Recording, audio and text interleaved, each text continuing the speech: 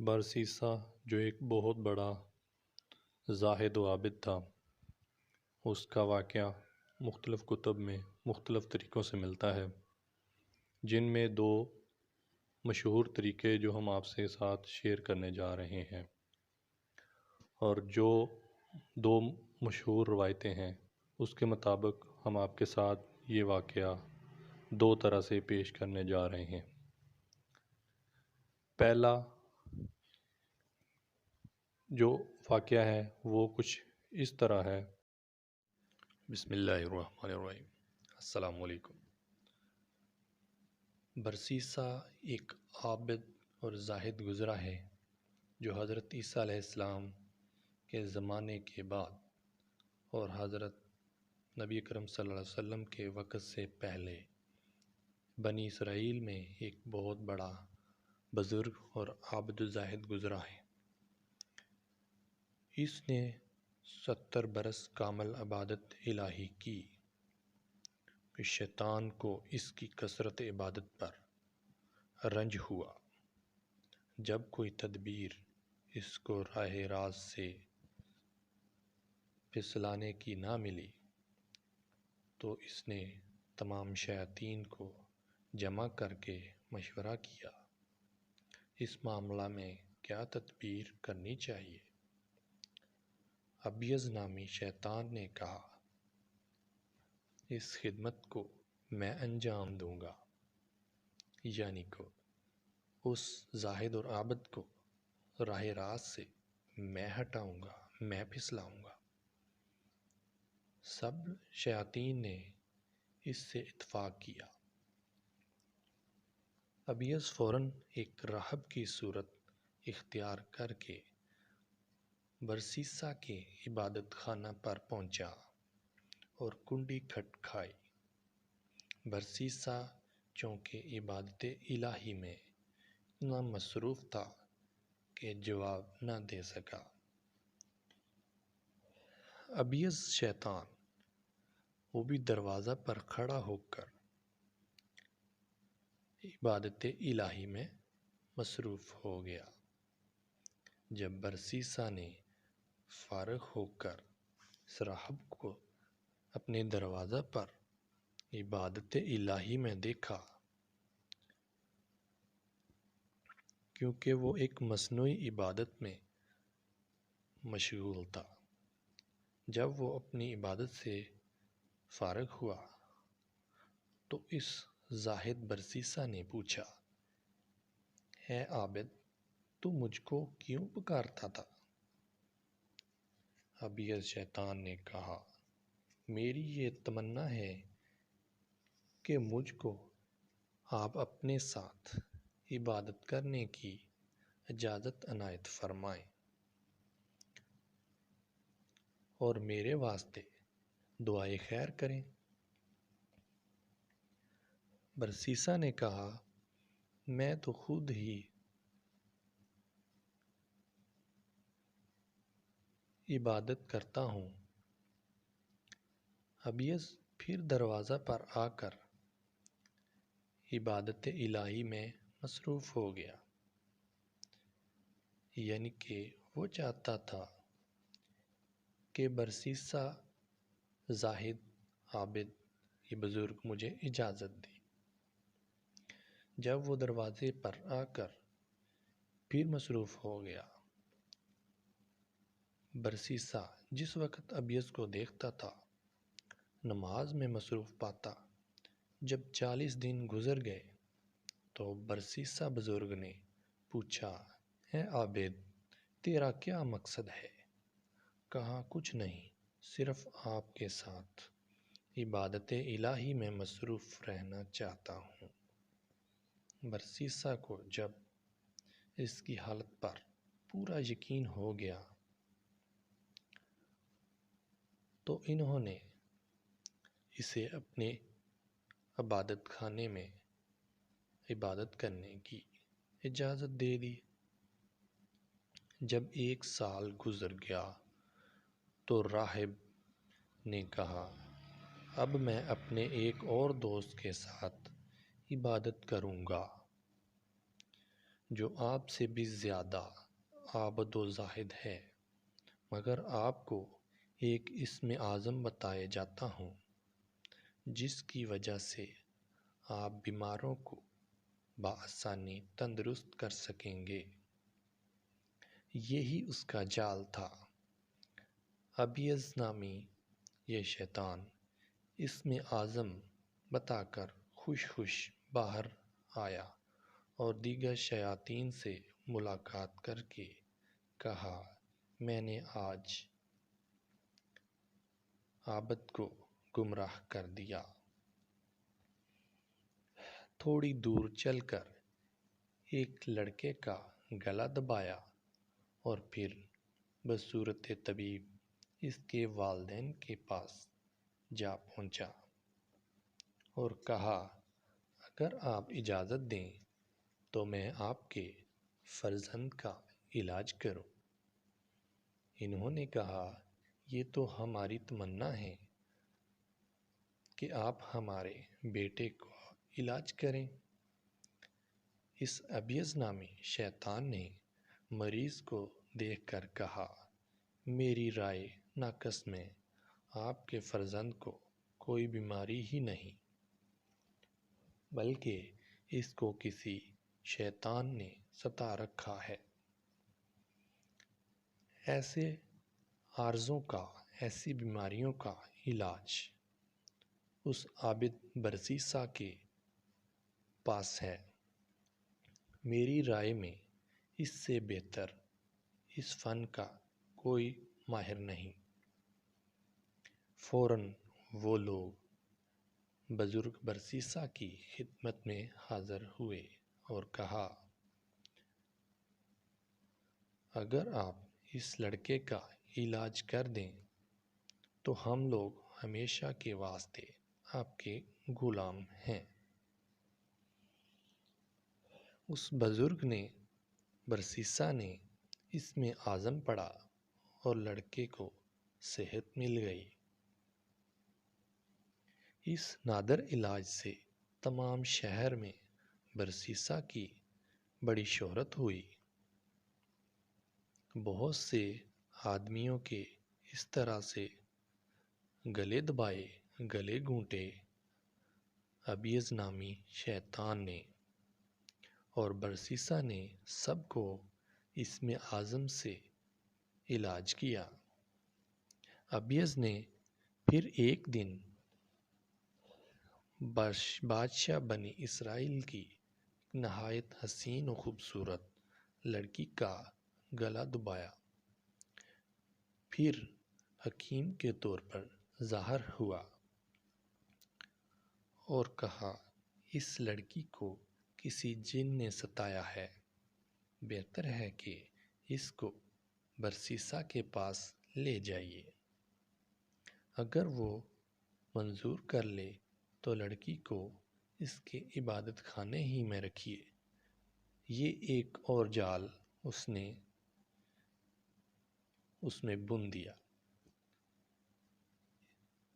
اس نے بولا کہ عبادت خانے میں رکھیے تاکہ اس کے نفوس زاکیہ کی برکت سے آرام ہو جائے، ورنہ اس کے عبادت خانہ کے قریب ایک مکان بنا دیا جائے۔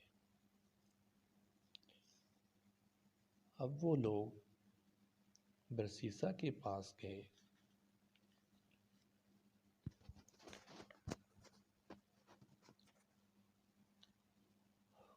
اور خیال کیا کہ ہم برسیسا سے درخواست کرتے ہیں، لیکن برسیسا بزرگ نے، اس زاہد و عابد نے اس لڑکی کو اپنے عبادت خانے میں رکھنے سے انکار کر دیا۔ بادشاہ نے شہزادی کے واسطے برسیسا کے عبادت خانہ کے قریب ایک مکان بنوا دیا۔ 8ویں دن شہزادی کے عزیز و اقارب اس کو دیکھ جایا کرتے تھے۔ برسیسا بزرگ کبھی کبھی مریضہ کے پاس جا کر کچھ پڑھا کرتا تھا، اس سے اس کو آرام ہو جاتا تھا۔ ایک دن مریضہ کو مرض کی شدت ہوئی اور شیطان نے اس کا سختی سے گلا دبایا اور مریضہ بے ہوش ہو گئی۔ برسیسا نے اسم اعظم قریب جا کر پڑھا۔ اتفاقاً وہ پردہ جو شہزادی اور برسیسا کے درمیان حائل تھا گر گیا اور برسیسا بزرگ کی بے ساختہ نگاہ شہزادی پر پڑی اور وسوسہ شیطانی کی سا ان کا صبر و استقلال منحرف ہو گیا۔ پھر اس کے بعد کیا ہوتا ہے؟ چند ہی ماہ بعد شہزادی کو حمل کی علامات حمل ظاہر ہو گیا۔ ابیض ملعون برسیسا کے پاس آیا اور موقع کو غنیمت سمجھ کر برسیسا سے کہا، شہزادی کو تمہارے سوا کسی کا حمل ہو ہی نہیں سکتا۔ اگر یہ بات کھل گئی تو آپ کی بے حد رسوائی ہوگی۔ بہتر ہے کہ اس کو آپ فوراً مار ڈالیں اور زمین میں دفن کر دیں، پھر اللہ تعالیٰ سے اپنے گناہوں کی معافی مانگ لینا۔ برسیسا نے خود کو بچانے کے لیے سوچا تو اس کی بات مانی، شہزادی کو مار کر وہیں دفن کر دیا۔ جب شہزادی کے گھر والے معمول کے مطابق اس کو دیکھنے آئے تو اس کو مکان میں نہ دیکھا۔ انہوں نے برسیسا بزرگ سے پوچھا تو انہوں نے لا علمی کا اظہار کیا۔ اس کے بعد ابیض ملعون بصورت مرد ظاہر ہوا پیر کی صورت میں اور شہزادی کے اقربا کو رشتہ داروں کو کہا، کیونکہ برسیسا سے شہزادی کے ساتھ غلط حرکت ہو گئی، اس لیے اس نے اپنی بدنامی کو بچانے کے لیے شہزادی کو مار ڈالا اور اس جگہ دفن کر دیا۔ جب زمین کے اس حصہ میں کھود کر دیکھا، شہزادی کو نکالا تو سارا حال ظاہر ہو گیا اور برسیسا زاہد کی عابد کی ساری عمر کی عبادت و پرہیزگاری شیطان کے وسوسے کی وجہ سے تباہ ہو گئی۔ اس لیے میرے بھائیوں، ہر کام احتیاط سے چل کر کرنا چاہیے، کیونکہ ہمارا ازلی دشمن ہمارے ساتھ ہے، بہکاوے کے لیے، ہمیں پھسلانے کے لیے، پھنسانے کے لیے، ہمیں مروانے کے لیے اور جہنم کا ایندھن بنانے کے لیے ہر وقت تیار کھڑا ہے۔ اللہ ہم سب کا حامی و ناصر ہو، اور اللہ تعالیٰ ہمیں، جیسا کہ ہم آپ کو بتا چکے ہیں کہ یہ مختلف روایات میں مختلف طریقوں سے آتا ہے، کچھ کتب میں کس طرح، کچھ کتب میں کس طرح واقعہ ہے۔ اس کا مین مقصد ہمیں اس سے آگاہی حاصل کرنا اور اللہ تعالیٰ سے ڈرنا اور شیطان کے حملوں سے بچنا ہے۔ واقعہ چاہے کس طرح بھی ہو، اس کا مین مقصد شیطان سے بچنا اور شیطان کے حملوں سے آگاہی ہے۔ دوسرا طریقہ اور دوسرا واقعہ اس طرح بھی بیان ہوتا ہے کہ 3 بھائی ہوتے ہیں بنی اسرائیل کے، اور وہ جہاد یا کسی اور سفر کی وجہ سے اپنے کسی مقصد میں، مطلب نیک مقصد کے لیے جانا چاہتے ہیں، اور وہ مشورہ کرتے ہیں کہ ہماری ایک اکلوتی بہن ہے، ہماری خوبصورت اور جوان بہن ہے، ہم اس کو کس طرح چھوڑ کر جائیں۔ تو ان کو ایک عابد و زاہد برسیسا کا پتہ چلتا ہے کہ وہ ایک بہت زاہد اور عابد نیک بزرگ بندہ ہے اور عبادت گزاری میں بہت مشہور ہے، لہٰذا ہم اپنی بہن کو اس کے سپرد کر جاتے ہیں تاکہ ہماری بہن کے ساتھ کوئی ناروا سلوک نہ کر سکے اور اس کی حفاظت بھی کرے گا۔ لہٰذا وہ برسیسا کے پاس جاتے ہیں، لیکن وہ رکھنے سے انکار کر دیتا ہے۔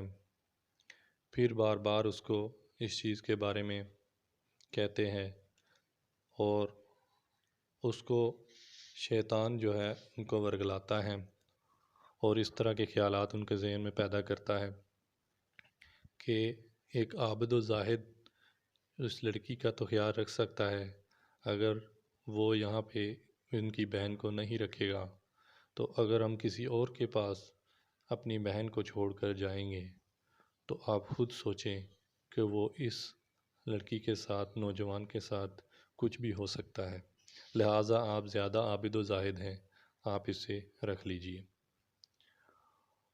ابھی برسیسا اس بات پر آمادہ ہو جاتا ہے کہ میں رکھ تو لوں گا لیکن اپنے عبادت خانے میں نہیں رکھوں گا، لہٰذا انہوں نے ایک ساتھ عبادت خانے کے ایک کمرہ تعمیر کروا دیا اور اس میں رہنے لگے۔ لڑکی علیحدہ کمرے میں رہتی تھی اور تاریخی کتابوں میں آتا ہے کہ وہ روزانہ اس کو کھانا اپنے دروازے کے باہر رکھ دیتا تھا اور اس کو دروازہ کھٹکھٹا کر آ جاتا تھا اور اٹھا کے لے جاتی تھی۔ اور پھر آہستہ آہستہ شیطان نے اس کے ذہن میں یہ بات ڈالی کہ آپ اتنے نیک ہیں اور دیکھیں آپ کو مطلب ایک عورت باہر سے کھانا لینے آئے گی اور یہ کتنا برا ہے کہ لوگ اس کو دیکھیں گے، لہٰذا آپ اس کے دروازے کے پاس رکھ دیا کیجیے۔ اس زاہد و عابد برسیسا نے ایسا ہی کیا